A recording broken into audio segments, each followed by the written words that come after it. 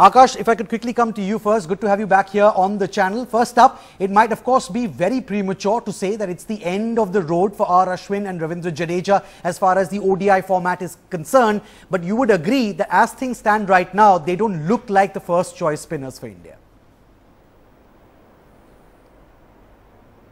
They aren't. It may not be the end, but it is definitely a bend, and we don't know if there is a light at the end of the tunnel, because both these guys have no longer been rested. They are now dropped, and both of them have not turned up for their respective state sides. They're putting in the overs, they're getting the runs, but not in India colors. So it's quite apparent. It's quite obvious that the team management, the captain, the selectors, they've started looking beyond them, and they are obviously keen on getting the leggies, the wrist spinners, right arm, left arm into the mix, because the middle overs were causing Indian team a huge problem. You've already mentioned the stats. I just add to that Ashwin's average is about 40 in the time period that you mentioned. Jadeja is about 60, so he gives away 60 runs to take a wicket, and that definitely doesn't bode well. If you don't pick wickets in the middle overs, you always end up chasing your tail, and that's never a good thing. Youngsters have done well so far. Absolutely, and we'll of course talk about the youngsters, the two youngsters, Kuldeep and Ravindra, in more detail in just a bit. To bring Mr. Rajaraman into the show, Raj sir, you heard what Aakash said, and he has really echoed a very popular sentiment that is common amongst cricket fans these days, that it's no longer rotation or players being rested. They have been dropped now because they've gone back to domestic cricket and trying to get back into the Indian team. Is there any other reason why you would see Ashwin and Jadeja not part of the ODI squad? Ashwin's one-day bowling after the World Cup really has dropped. He had about 13 wickets in the World Cup in Australia and New Zealand. I think he was bowling quite well there. Was coming back after a long time. But I think the real reason why Jadeja is out is perhaps he's being penalized for a run-out that happened in the Champions Trophy final. Hardik Pandya made everyone believe that he could single-handedly win that match, and he got run out. Jadeja was ball watching perhaps, and I have a feeling that he's paying a price for that. We don't have a history of selectors telling us the real reason why players are left out. It's nice to have that wonderful bench strength. It's nice to have a flanks of players to pick from. And I think if the team is winning, nobody is really... Do you actually think that a player could be penalized, especially a spinner, could be penalized for what he did while batting and running out another teammate, which is of course not an intentional thing? It's about team spirit, it's about teamwork, it's about sacrificing your wicket for your teammate. It's about what you do as a team person. Right. Now, one act of his perhaps could be going against him. It was mysterious. He was got back into the one-day squad as a replacement for Akshay Patel, which was a bit of a laughing thing really. Right. And then he was sent back when Akshay Patel came. It's not as if he was given a game. He was sent back.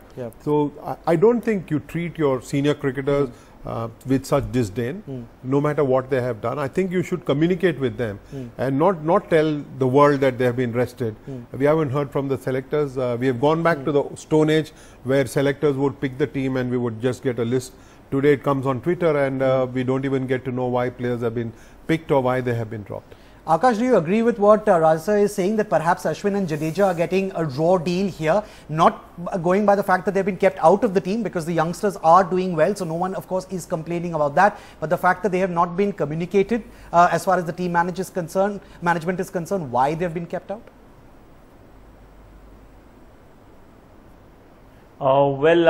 It's basically we believe that they have not been spoken to. We are assuming that they have not been spoken to. For all we know, they might have already been spoken to. They must have been told that this is what you need to do. This is what we expect from you. You haven't picked up wickets in the middle overs. You haven't really contributed with the bat, and that's one thing that's going against Ravichandran and Ashwin for sure. His fielding is not. He's not the quickest fielder on the park. He's not the best batsman when it comes to a batting all-rounder or a bowling all-rounder in a limited overs game. So Ashwin is slightly behind the curve.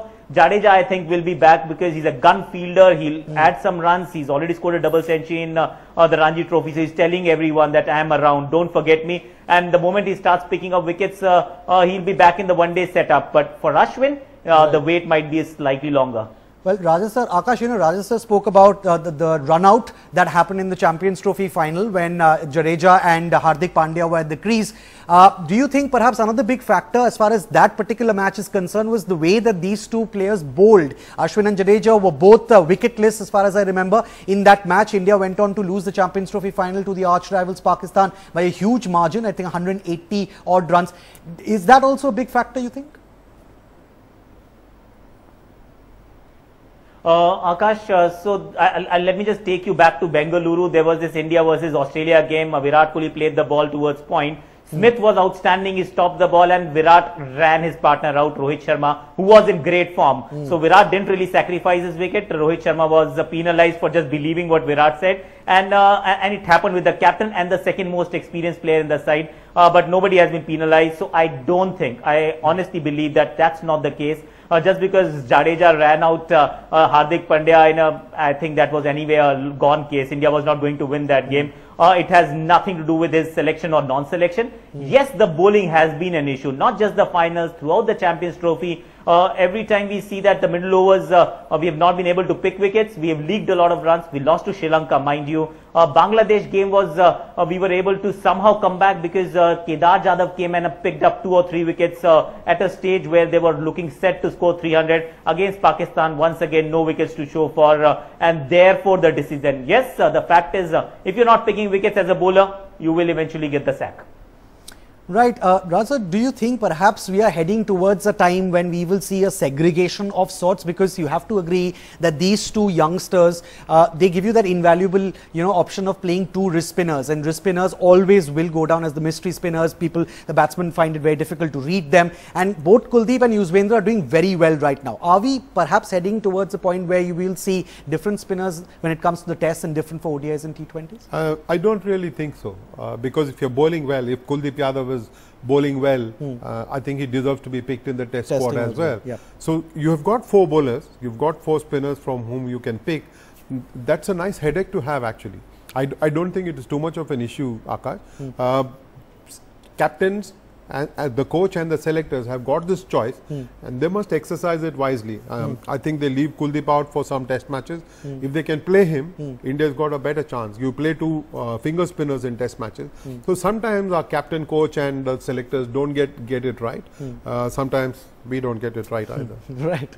Absolutely. All right, let's quickly go back to Aakash now. Aakash, what do you make of, these things that we are hearing from our sources that apparently for the last couple of series, there has not been any real formal selection committee meeting.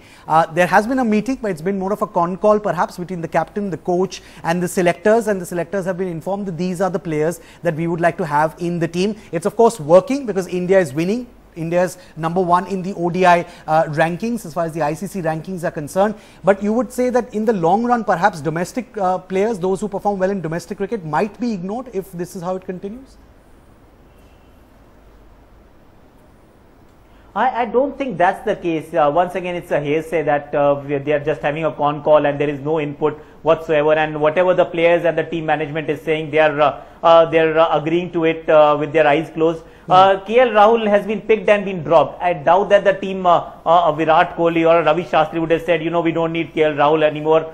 It stems from the fact that they want to perhaps keep him ready, let him play Ranji Trophy and get him ready for the test series. The same goes for Shami and Umesh. So there is method to the madness. There is some planning that's been visible for everyone to see. So I don't think that's the case completely. Yes, right. There will be a huge say of Virat Kohli or a Ravi Shastri in the team meetings, but that's par for the course. And I don't think that our youngsters, the lesser known Indian domestic players won't get a go because the senior guys haven't seen them. I think their time will surely come too.